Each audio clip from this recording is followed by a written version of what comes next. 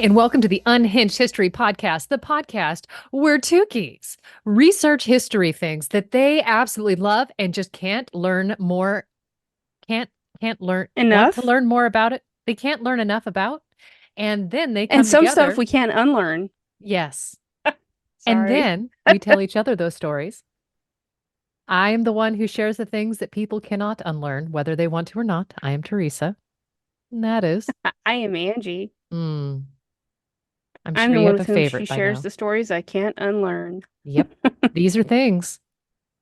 We all have a skill set, you know? I look, be truthful to who you are. Yeah, That's all we can do. That's all we can do. own it. And that's all we can ask for others, you know?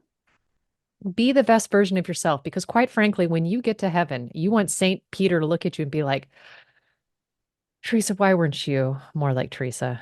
There's enough Angies in this world. God bless them. Oh, heavens. I pray for anybody else who has to deal with me on the regular. Many blessings to you all. Blessings and GoFundMe's are available at.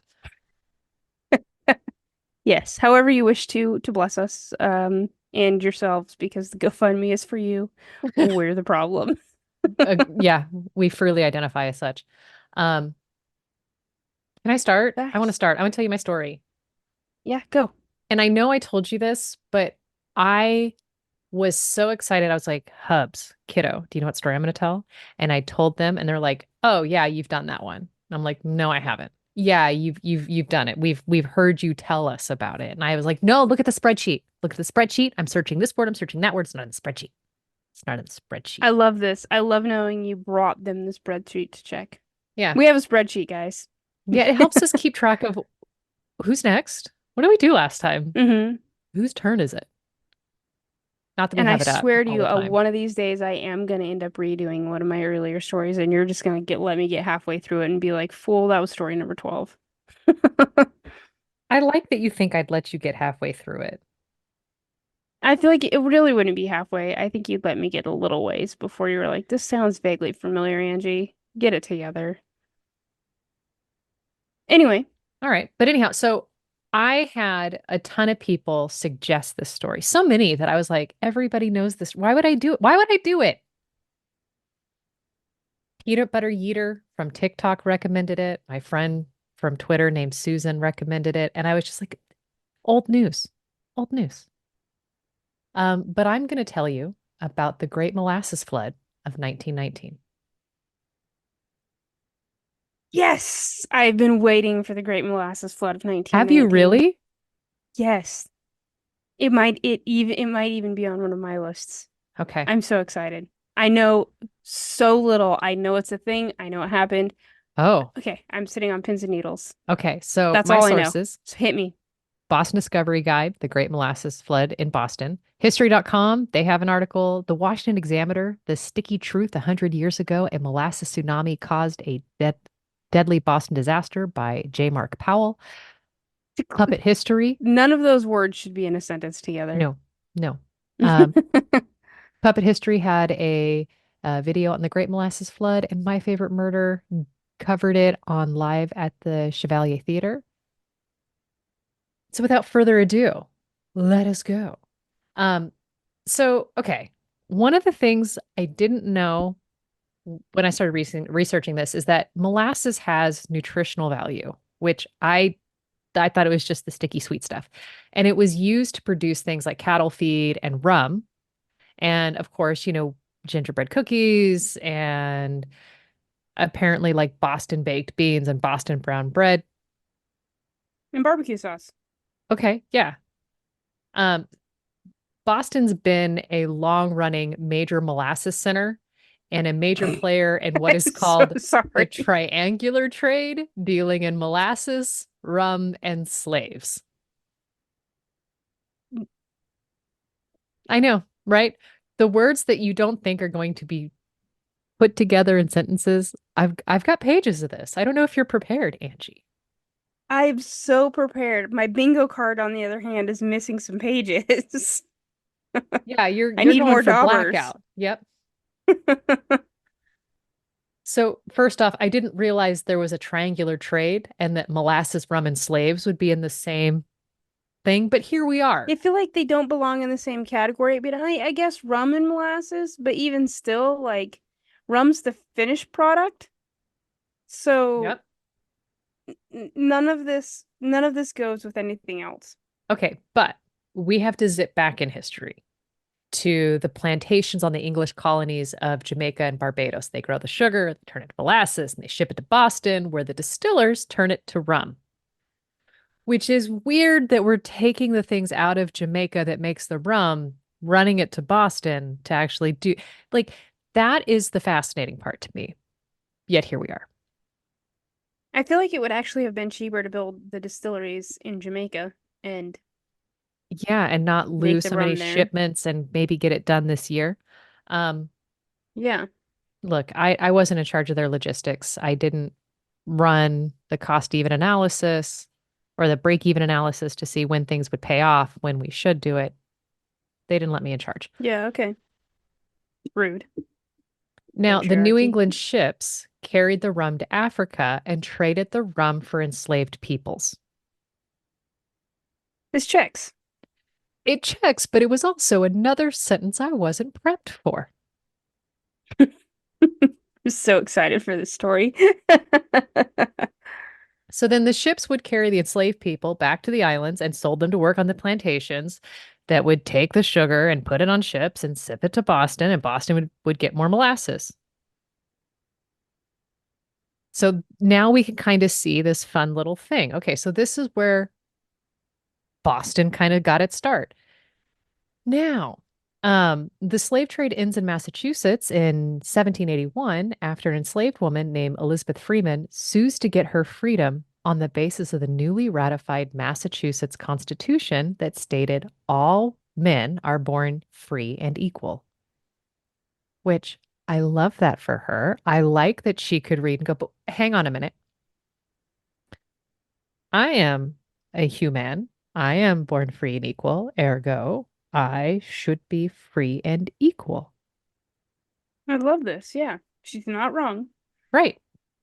I just wish we could have gotten to that state prior to 1781. But here we are. So Boston, even though they end the slave trade, they're still producing vast quantities of rum. Quantities, not qualities. Probably qualities as too as well. And so Yeah. this means the distillers require a lot of molasses. Now, fast Okay. forward, World War One, molasses is also used in making some types of munitions. Yeah, that was the top left corner of my bingo card. No. Right? Yeah. I mean, look, I'm not here to make sense. I'm here to make you pause, go to Google and be like, hot damn, she was right. She was right. She's not even lying to me this time. Dang it. I try not to. Now, okay, we're at World War One, so now we're at least somewhere in the recent time area. So we have a fair understanding of the world. There shouldn't hopefully be too many of these gut punches that I level at you. So let's begin. There's a company, US Industrial Alcohol. They began construction on the biggest tank. It's 50 feet tall. It holds 2.5 million gallons, which is 3.5 Olympic swimming pools. Of molasses. Yes. Well, it's going to hold molasses. And then they get so Eventually. Okay, yeah. excited that they're like, okay, we got the guys out there welding. We got that coming. I'm going to order 700 gallons of Cuban molasses. And then the Yeah. tank faces delays. And the molasses is still coming. It's still en route on a ship. And if the tanker gets delivered and the for the goo and the tank's not ready, they're going to have to drop it in the ocean. Oh, that is And unfortunate. so they are against the clock. Why do they have to drop in the ocean? Why can't the tanker Where would just they sit in put the it? harbor? I don't know how, maybe the I don't you say that and I'm like, yeah, you're right. They're not just going to ladle it out into the tank. Like it's got to be stored in some way. Either way, you bring up a good point. I should have figured that out. Didn't pop in my brain. Um, These are I things. Either way, they're afraid of having to dump the goo in the ocean. And so they decide we're just going to see what we can do to rush it and get the tank done. So they barely finish it on time. And because they're so or anxious to get the molasses in the tank, they don't test the tank for leaks. They could have paid Now, attention to the Titanic. they later learn that the tank is indeed leaking. Families are actually taking little cups and they're going to the leaking syrup and they're filling up a vessel and then they're walking home with a cup of molasses. Why don't Now, you go on down to that tank and give me some molasses, honey? I know, hey, we're trying to make some cookies. Frederick, go out and fill up this beaker, will you? That's exactly what I'm seeing happen. Now, US Industrial Alcohol, their response, they're just going to paint the tank brown to camouflage the dripping molasses. Because that makes it. Yep, okay. Okay. Okay? Now, there's other things happening about this time. The 18th Amendment is about to get ratified. And so there's big fears of prohibition. And the company ensures that this tank is as full as possible because they want to make as much money as they can before liquor is illegal. So there is a race against the clock to make rum, Right, okay. which is another sentence I didn't think I would say today. So now it's around lunchtime on January 15th. The outdoor temperature rose to an unusually warm for Boston, 45 degrees. Okay. So for anybody in California, we're freezing at 65. Meanwhile, they're Boston's breaking out outside the in their shorts. shorts. Yeah, Mm-hmm. playing frisbee. Okay. Now, in Boston's North End, it's just past noon, and they hear rat-a-tat-tat like machine gun fire that rings out. And then the ground shook. And then there's a loud rumble. And then there's a loud roar. Mm. The already leaking tank containing 2.3 million gallons, so it was nearly full, of fermenting, smelly, sticky molasses at the bottom of Cooper's Hill explodes. And thick liquid poured out like a tsunami wave, reaching speeds of 35 miles per hour. Holy cow. Yeah. I'm I'm imagining it's pressurized in there in some I mean, I guess to ferment it, well, I have so many questions about molasses now. Holy Little did beans. you know I was going to undo your entire evening and just force you down rabbit holes. Yeah, thanks for that. You're welcome. Because you don't do Now, that enough for me. Thank you. the metal rivets that were making that rat-a-tat-tat sound, they're half an inch thick and they're torn apart and fly through the air like shrapnel. Some of them cut steel girders of an elevated railway. We You have a really could face. have taken a lesson from Titanic. I mean, we knew it was the rivets. We It didn't learn. Look, we are consistent. I don't know if you understand this. You're not wrong. Mhm. Yeah. The force of the explosion caused some buildings to collapse and knocked others off of the foundations. It also created a vacuum that immediately after the blast, which destroyed even more buildings, drug a truck across the street and pulled a train off the tracks. Wow. Okay. Yep. So not only is it doing that, some of the so as far as the force of the explosion, one source says that it picked people up and just threw them. So this While they're is sticky. gnarly. Yeah. I mean, that could just be the pressure. I don't know if maybe the air was thick and gooey as well. Probably. Yeah. A Either way, there's a ton of pressure. The explosion sent what an eyewitness called a 30-foot wall of goo. Later, it's determined it was probably closer to 40 feet down commercial speed or commercial street, and this is still going at 35 miles an hour. Now, this gooey Oh my mess gosh. covered the neighborhood and spread out in a 2 to 3 foot thick layer across downtown. It buries and Boston. drowns. Yeah. Oh. It buries and drowns people and animals in its path. This is why we've been training for quicksand. This is exactly.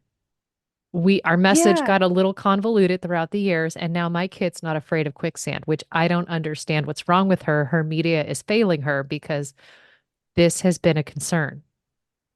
For an entire generation. So while there's people who are caught in the flood, there's a boy coming home from school. He gets snatched by the wave and he ends up getting carried on the crest of it, riding it like a surfboard until plunging downward and passing out. I mean, I would too. He comes to and he opens his eyes and finds his three sisters staring down at him, Oh my. Okay. which that image is just, of course, it's the little brother. It's the little brother. It's always the little brother. One source said that when he comes to, he hears his mom screaming at his name, but he can't reply because his mouth is sealed shut Of molasses. with molasses. I bet you he never had anything with molasses after that. Maybe not, because I think one of his sisters does pass away in the Mm. flood. Somehow she doesn't quite. Yeah, which is that's a bummer statement. Now, the day's mild conditions probably aided the spread of molasses and influenced the viscosity. And so, because it flows out and it just covers two whole blocks. And then conditions grew much worse that night as the temperatures dropped, causing the liquid to become increasingly more viscous. Mm-hmm. So, Yeah, okay. already pinned down by falling buildings, some victims then become stuck in the molasses. And the liquid was at this point about a foot deep in some places. And one person died by asphyxiation hours after the accident, Sharp says. Sharp is one of the investigators of it. Rescue efforts would have been easier if the accident had happened in the heat of July and the molasses had been able to spread further away from the tank. Yeah, I could see that being a little bit going further, making it less. Yeah, that makes sense. Now, I have a trigger warning for you. Do you remember, were you significantly traumatized by the movie The Never-Ending Story Weren't we all? with Atreyu? Horses are getting stuck in the molasses. As they struggle, they get more and more stuck and they don't make it. So what I'm hearing is the creators of the Neverending Story knew this, and they were like, again, let's traumatize an entire generation. They were trying to break out, they were trying to be cathartic, maybe, and trying to really write out their own demons and instead just perpetuated their trauma. The sins of the father, Truly. generational pain. How do you go to therapy for that? Pop culture therapy? I mean, I think you just need to have a therapist who just goes, things have been going really well. You seem to have dealt with a lot of your issues. Do you mind if we do some deeper work? How do you feel about the Neverending Story? What goes through your heart when I say the word Atreyu? Take these tissues. Additionally, your thoughts on The Land Before Time? How do you feel about that connection? Oh, Mm-hmm. Yeah. Sorry.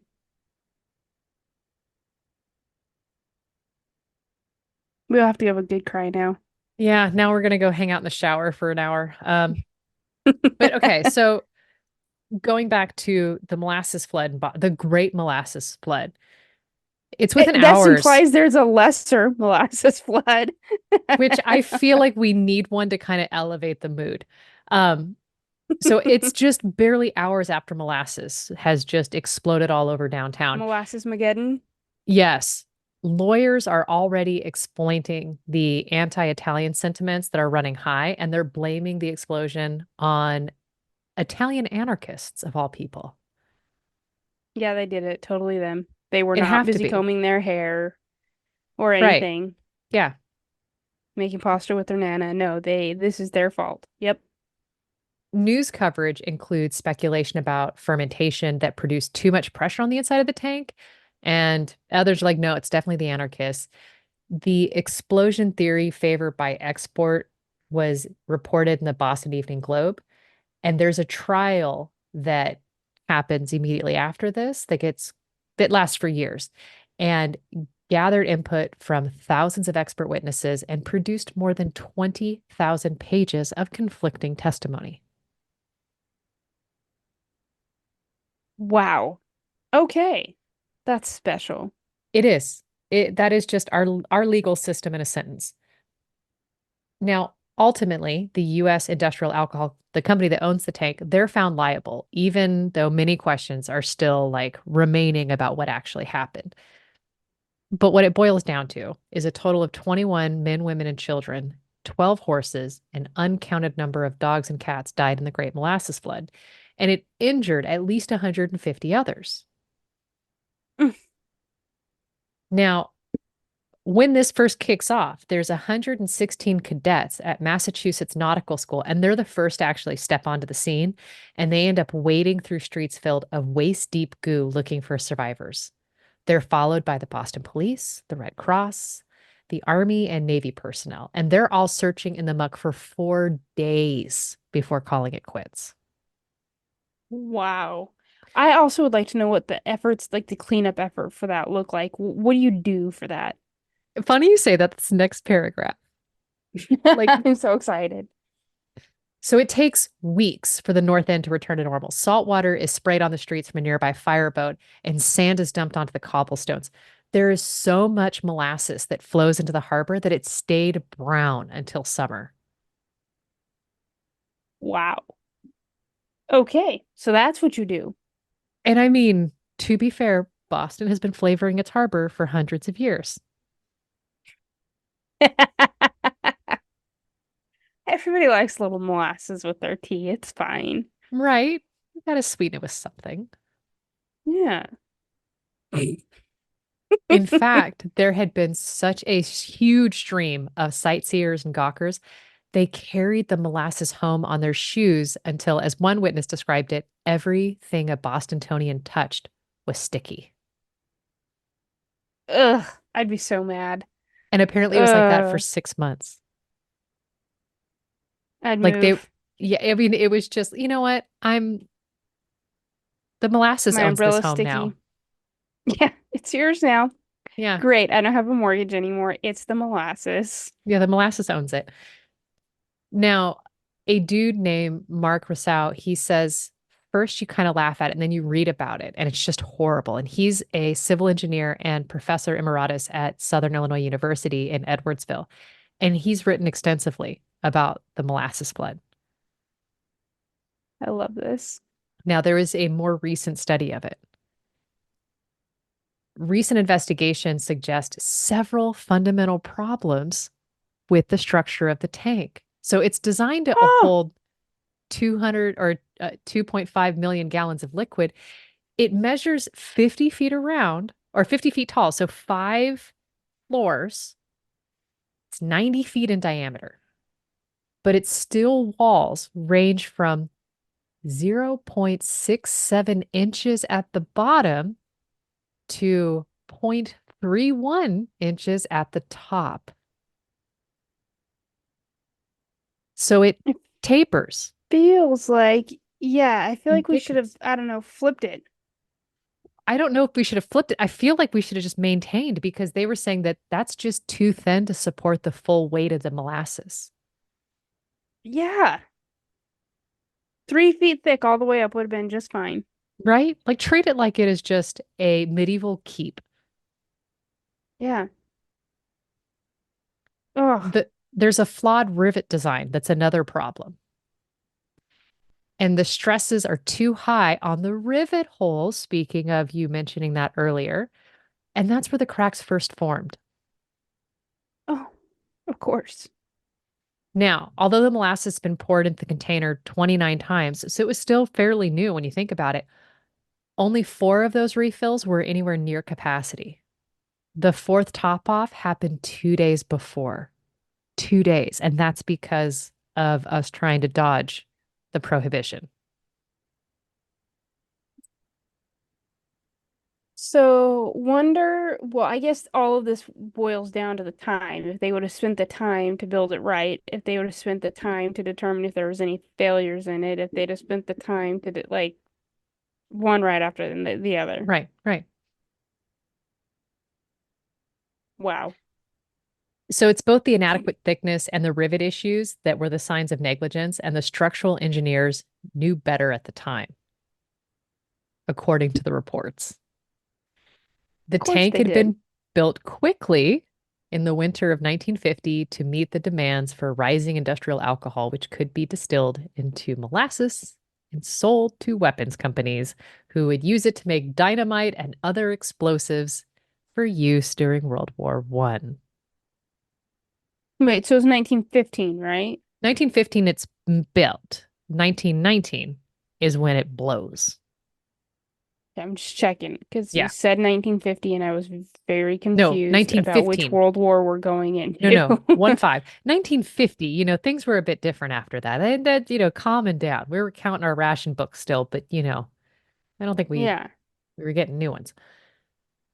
Now, when a Prohibition late, was over, so yeah, by a long shot, we were drinking freely then.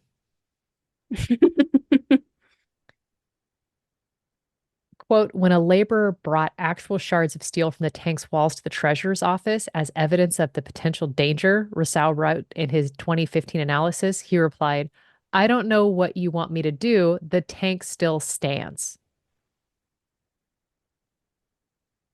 perhaps maybe we figure out why there's metal shards in the tank. That just sloughed off. That shouldn't be a thing. That shouldn't happen. You shouldn't have extra pieces with IKEA furniture, with car parts, with molasses tanks, you name it.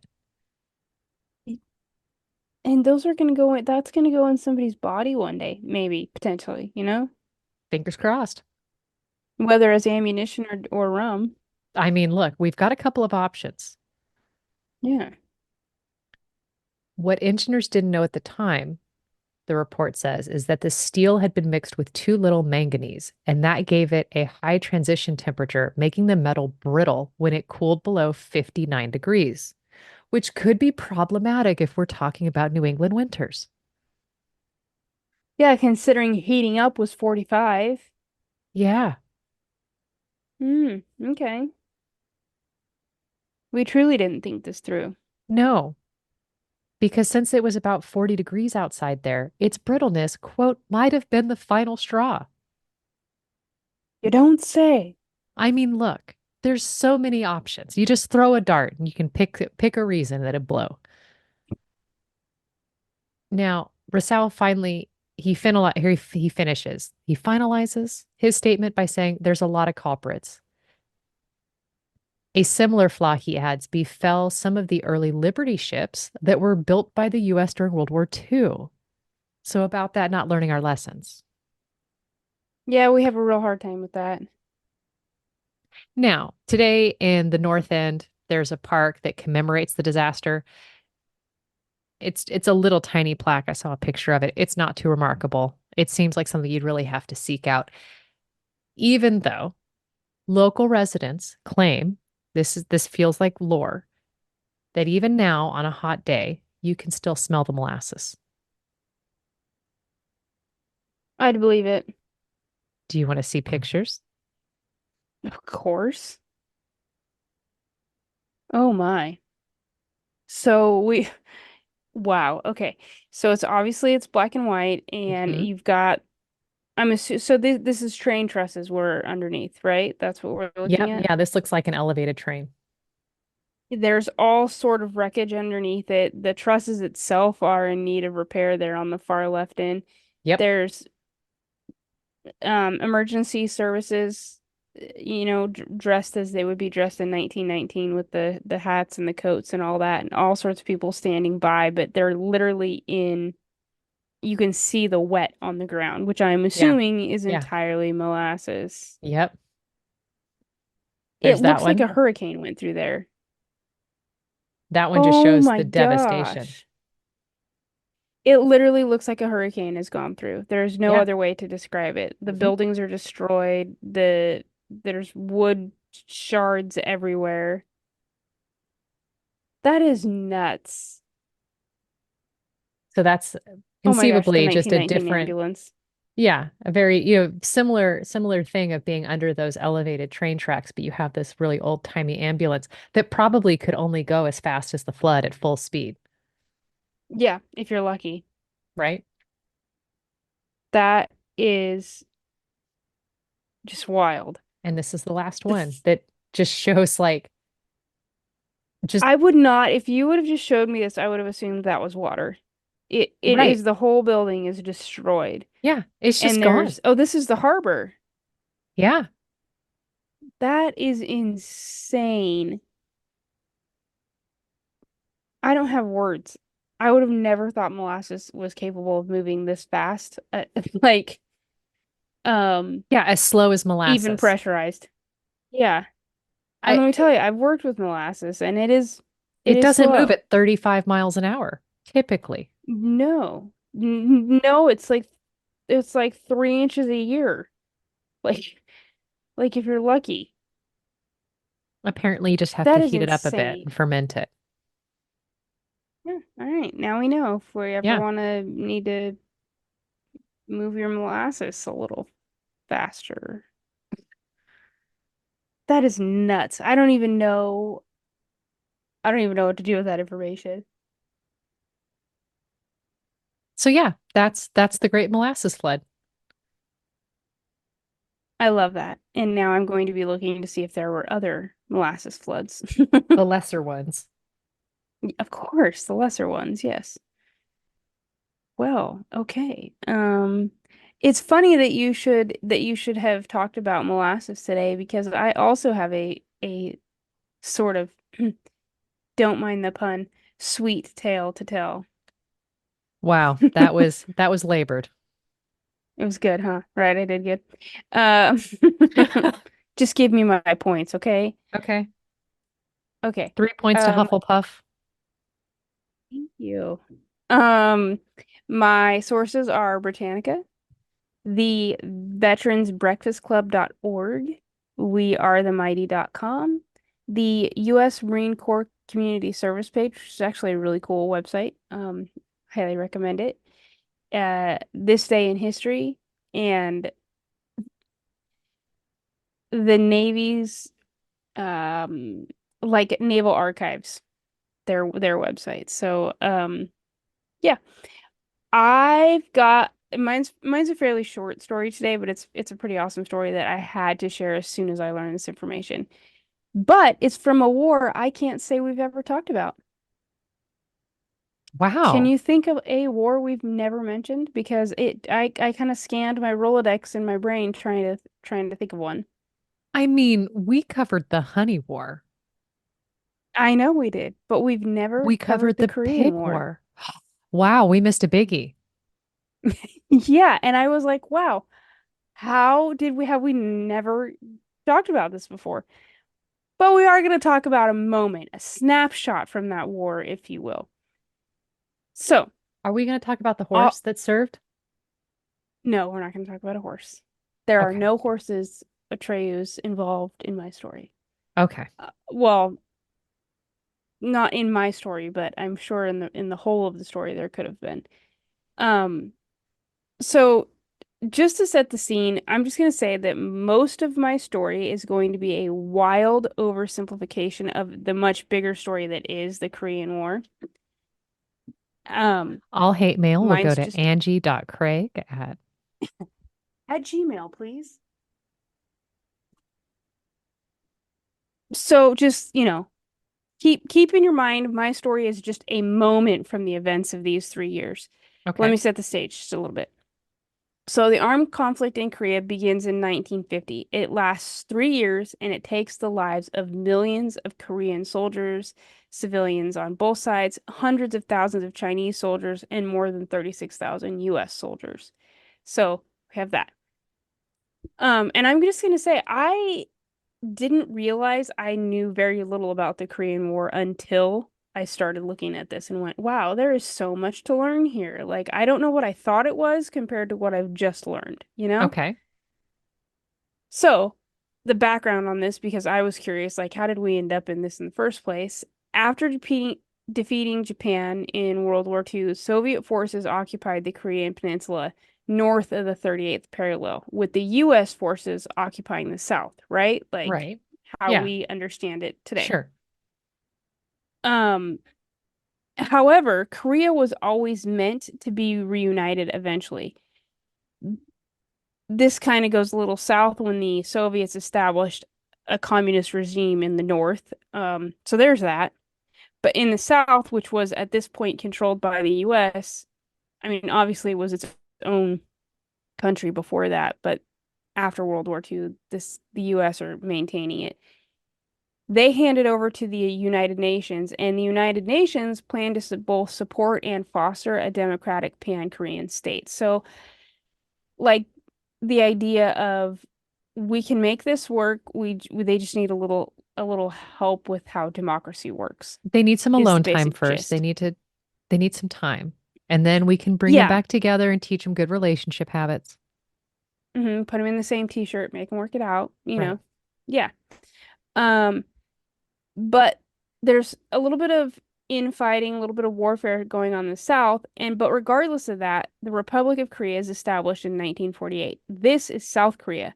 But by 1950, the violence that North Korea is witnessing happening to their further south brethren kind of this makes the leader at the time, Kim Il-sung, he decides that a war under Soviet guidance might actually be necessary for their whole reunification process. So that's kind of how we arrive at the Korean War in a So nutshell. he's watching his younger sibling absolutely lose it. And he's like, you know what? We just got to go in and wallop him. That's a perfect. Okay. Yeah, that's exactly how I imagined it to look. So the Korean War breaks out, and it would include over 6 million soldiers, sailors, and airmen on both sides. More than 3 million of them are communists from North Korea, China, and Russia, with the other in the other corner, if you will, their opposition, which is almost 3 million from South Korea and the 21 United Nations, including Australia, which I was like, wow, that's that's wild. Um, Yeah. so there's some people involved in this. Major General Edward Mallory, Ned Allman, he leads what's called the X Corps, which is not the X-Men to my great dismay. You know, it's those little nuggets that make you dig deeper. Truly. And this is made up of the 7th Infantry Division, the 1st Marine Division, and the South Korean troops. On September 15th, 1950, the soldiers, sailors, and the Marines, all of X Corps, they land at a place called Ichon. By November, so that's September. So by November, these Marines, they're in an area called the Chosin River or Reservoir, excuse me, which is obviously it's a man-made lake. It's located in the northeast of the Korean Peninsula. At this point, the Marines, they are pretty much surrounded and outnumbered by both Chinese and North Korean troops. I mean, we're talking numbers like 10 to 1. So we are outmanned, we're outgunned, all the things from the Hamilton soundtrack. Yeah, roll the Like, dice. mm-hmm. And about this time, regular temperatures are sitting around negative 38 degrees. Or Oh, excuse me, negative good. 36 degrees. Fabulous. Fabulous, right? Sources say that Jeep batteries cracked, weapons wouldn't cycle, and foul weather had inhibited resupply missions. Was it the Morphine, weather or was it everyone looking outside going, "No, I don't think it's warm enough to go outside. I think we're just gonna play some bingo." I think there's probably a lot of things at play here, if I had to guess. The Just to say how cold it was, the little morphine syrettes had to be thawed in the medic's mouth before using them. It's Oh that cold. no. Oh Yeah, like no. that cold. That's what we're dealing with. So, And you know, he's like, I've got brain ill. freeze. Got brain freeze. Yeah. Everything's frozen. Um, Over the course of 17 days, the Marines fighting at at the Chosin Reservoir realize that supplies are going low and they are very cold and they are very hungry and they're probably a bit peeved. So the Marines put out an emergency call for more 60 millimeter mortar rounds. Okay. Okay. Now, to give you a really good idea of the situation here, Today in History has this quote from a one Clifford Mayer who remembers. During November of 1950, the 1st Marine Division, with elements of two regimental combat teams of the U.S. Army, a detachment of British commandos, and some South Korean policemen, about 15,000 men, faced the Chinese Communist Army's 10 divisions totaling 120,000 men. At a mountain reservoir called Qingjin, we called it Chosin. Temperatures ranged from -5 degrees below zero in the day to -25 degrees below zero at night. The ground froze so hard that bulldozers could not dig emplacements for our artillery. The cold impeded our weapons from firing automatically, slowing down the recoil of our artillery and automatic weapons. The cold numbed our minds, froze our fingers and toes, and froze our rations. We were 78 miles from the sea, surrounded, supplies cut, facing an enemy whose sole objective was the annihilation of the 1st Marine Division as a warning to other United Nations troops and written off as lost by the High Command.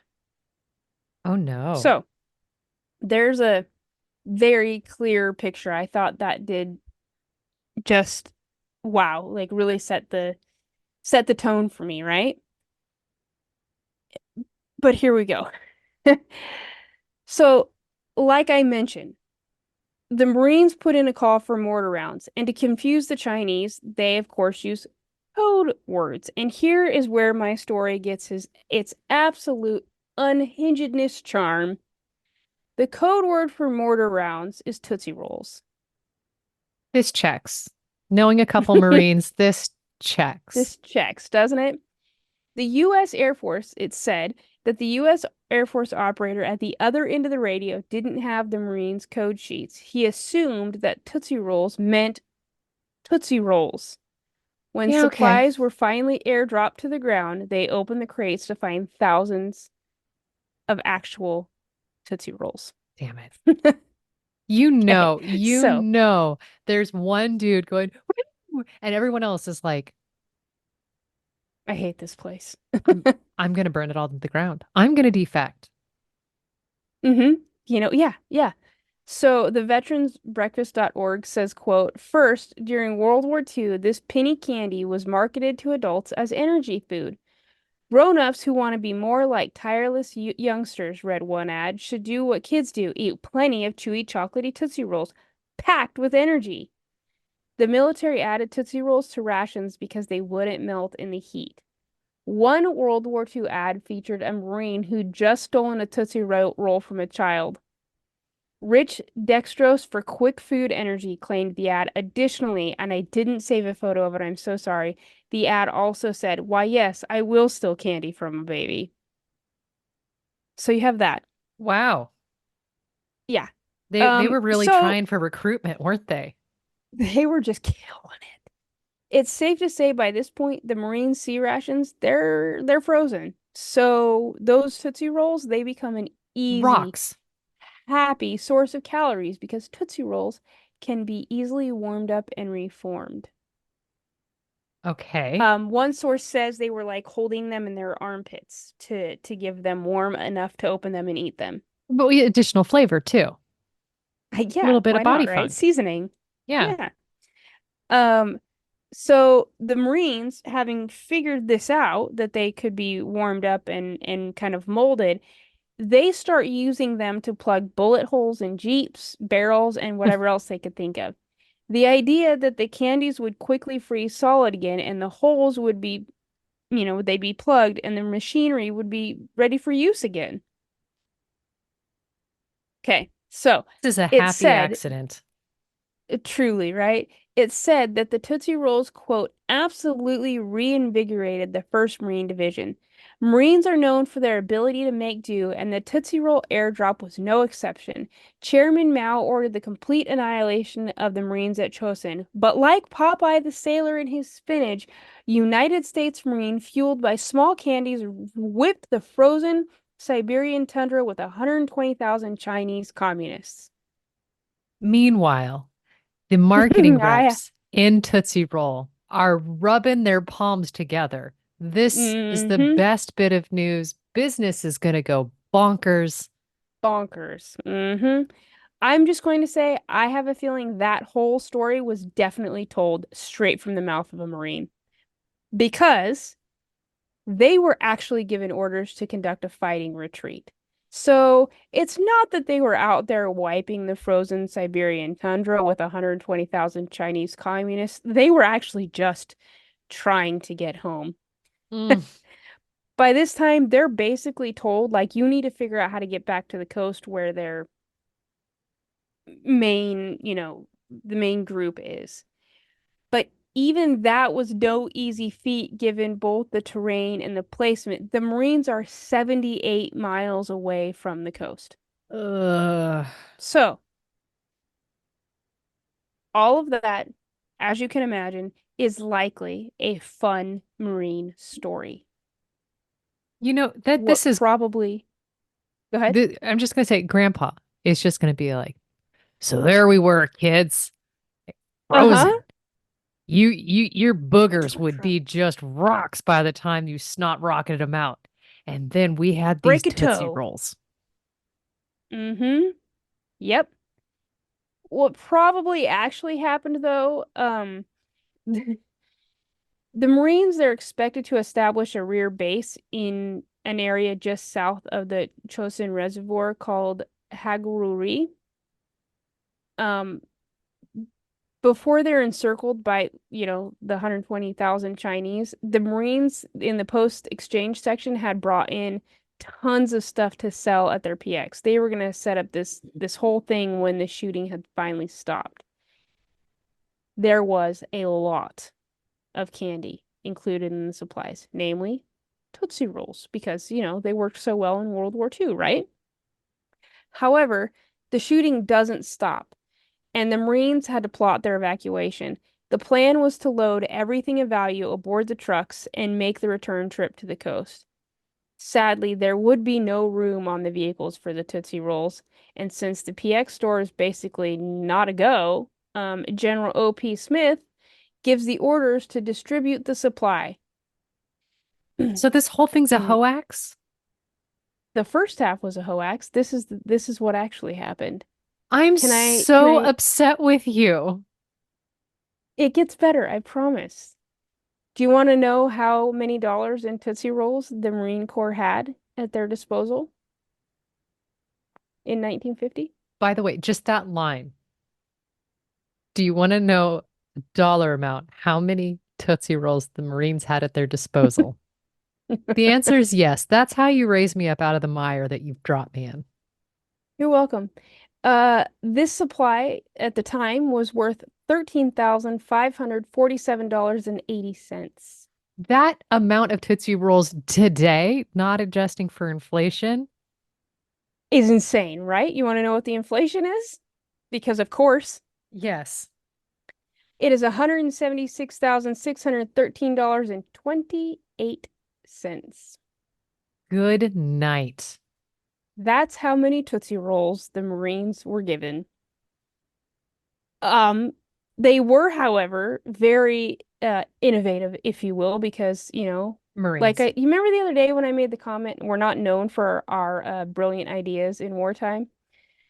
I was thinking about this at that moment, because we are known for some pretty innovative moments. Those candies did in fact plug the leaky radiators and other holes they were trying to deal with.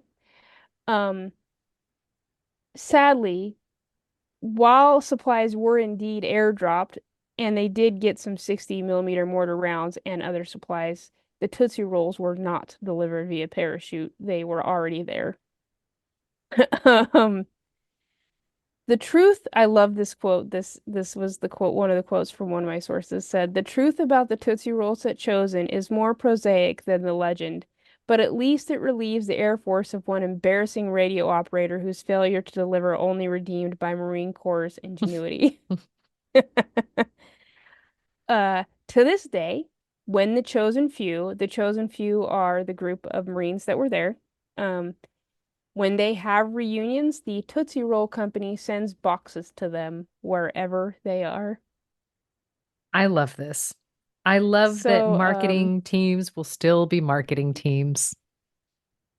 regardless of the decade, regardless of the situation, so there's my story of how Tootsie Rolls were airdropped into quite possibly one of the worst scenarios ever and made everybody all better, only to find out they weren't actually airdropped, but Marines are gonna Marine and stories are gonna story. So here we are. You know, you say that, and I'm reminded of a more recent or a more recent, like I tried to combine more recent and marine, and I don't know I if got that, that. I knew exactly what you meant. okay. Um, they had, and I'm going to butcher this 'cause I'm pulling it all out of the back of my head, so brace for impact. They had some kind of AI that they were training to use on battlefields as like perimeter things and stuff like that. And so they had all of the geeks out there, like, the developers, and they were like, okay, we have set this. It has watched everyone walking around the camp. We can identify humans. Marines, try to touch the machine without without the machine alerting to you. One Marine takes a big Amazon box, puts it over his body, and just walks up to the machine and touches it. Another one Yeah. just does somersaults and then goes up and touches it. Another one grabs tree branches. Like they were just playing with it. I can only imagine these poor developers just, they're breaking it. They're breaking my toys. Why are you jerks? I know. I've worked so hard on this. I love a good military story. Like, Marines are some of my favorite people because everything is just wild. Like, pardon? You what? Yeah. It takes Yeah, a special human. truly, it really, really does. You are not wrong about that. Like Not I even a won't little bit. tailgate you if you have a Marine Semper Fi logo. It just no, no, thank you. Take all the space you want in front of me. I I know what you're capable of doing with a Tootsie Roll. It's fine. Yeah. So, yeah, that's my Tootsie Roll story. That story was brought to you by my husband, who was watching History 365 the other day and came running in the bedroom to say, "Did you know?" And I immediately had to know all the things. I love this. I love this for you. Me too. I know, it made So me so happy. if you're wondering what war we'll cover next, because we're running out. It'll be And World War II, don't worry. I mean, we'll circle back there next week. And you're thinking, just what the hell are going to come out of these women's mouth? Good news, we don't know. But you can help others find us by rating, reviewing, subscribing, and joining us on this merry little jaunt down history. And you can actually also email us too. I don't know if you're aware. And if you do, you will do that at unhinged.historypod@gmail.com. We're here for you. We'd like to interact with you. And on that note, goodbye. Bye-bye.